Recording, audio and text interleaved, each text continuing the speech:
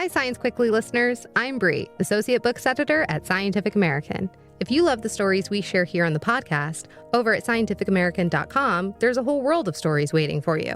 You'll find my book recommendations and curated reading lists, along with deeply reported articles and science news that helps you stay informed, curious, and connected. I love finding books that push me to think about the world in new ways and hope our stories do this for you too. And if you're in New York, join me on November 20th at 7:30 p.m. at Greenlight Bookstore for a panel discussion with some of the incredible authors we recommended this year. Now, if you believe in the power of great science storytelling like me, please consider subscribing to Scientific American at scientificamerican.com/getsciam/sciencequickly to help support everything we do.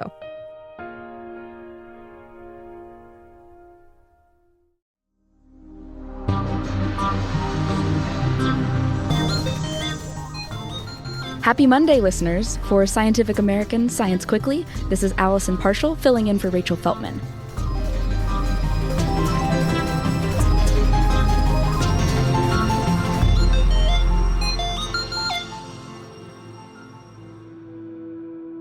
Let's kick off the week with a quick roundup of some of the latest science news. First, an update on that doomed Soviet-era spacecraft Rachel mentioned last week. After spending more than half a century orbiting Earth, the Kosmos-482 probe made a crash landing on May 10th. According to a post on the app Telegram from Russian space agency Roscosmos, the spacecraft crashed into the Indian Ocean somewhere west of Jakarta, which is the capital of Indonesia.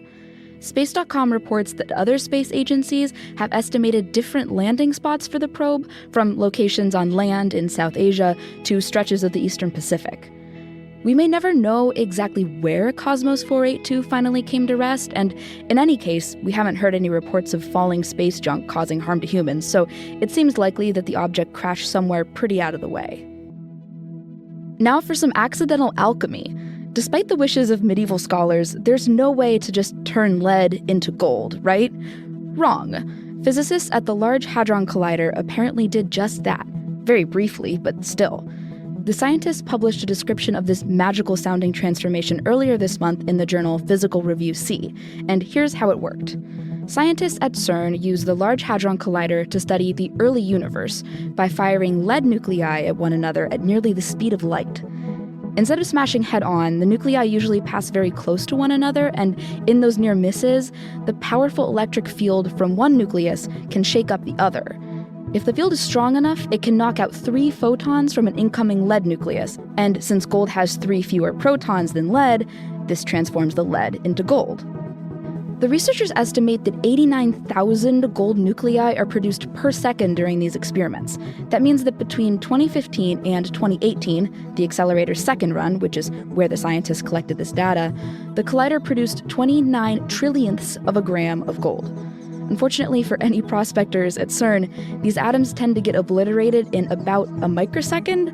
Nature reports that another CERN accelerator also observed this alchemical reaction during a 2002 and 2004 run. But because that experiment used less energy, less gold was produced. Moving on to public health news, Centers for Disease Control and Prevention data released last Wednesday indicates a massive drop in overdose deaths between 2023 and 2024. In the 45 years that the CDC has collected this equivalent data, the biggest one-year dip seen previously was 4% in 2018, according to the Associated Press. Deaths dropped from about 110,000 in 2023 to roughly 80,000 in 2024, which represents a 27% decrease. The AP reports that experts mentioned several possible factors behind the drop, including the increased availability of naloxone for treating overdoses. It's important to note that while this is promising news, we still have a really long way to go. Overdose deaths are still higher than they were before the COVID pandemic, and overdose remains the leading cause of death for people in the U.S. between the ages of 18 and 44. If you don't already carry naloxone with you in case you encounter someone experiencing an overdose, consider looking into what resources your state and county offer for training and distribution. You can check out getnaloxonenow.org to find out more information. We'll wrap up with a couple of fun animal stories. Let's start with flamingos. They're not exactly known for being very active. You're probably picturing the birds standing around calmly in crystal clear water on one leg. But according to a study published last Monday in the Proceedings of the National Academy of Sciences, they're surprisingly busy just beneath the surface. Similar to the way that spiders use webs to trap prey, the study authors say, flamingos create little water tornadoes to coax food straight into their mouths. First, the birds use their feet to churn up sediment. Then they jerk their heads up, turning those small whorls of sediment into vortexes. Meanwhile, the animals chatter their beaks to create even more water movement, pulling the swirling sediment into their mouths. From there, the flamingos can filter out tiny prey, such as brine shrimp. But it seems like this filter feeding is a lot less passive than it looks. In other animal news, it turns out that chimps use leaves for everything from first aid to bathroom hygiene. In a study published Tuesday in Frontiers in Ecology and Evolution, researchers described their observations of 2 different communities of chimpanzees in Uganda. The researchers identified numerous instances of self-care using the leaves, from dabbing wounds to packing them with chewed-up plant matter. The chimps sometimes offered their care to others too. That's similar to behavior other researchers reported last year in orangutans over in Indonesia.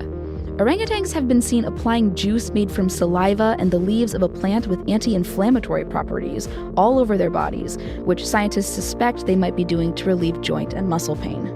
Plants seem to be part of a larger wellness routine for chimps too.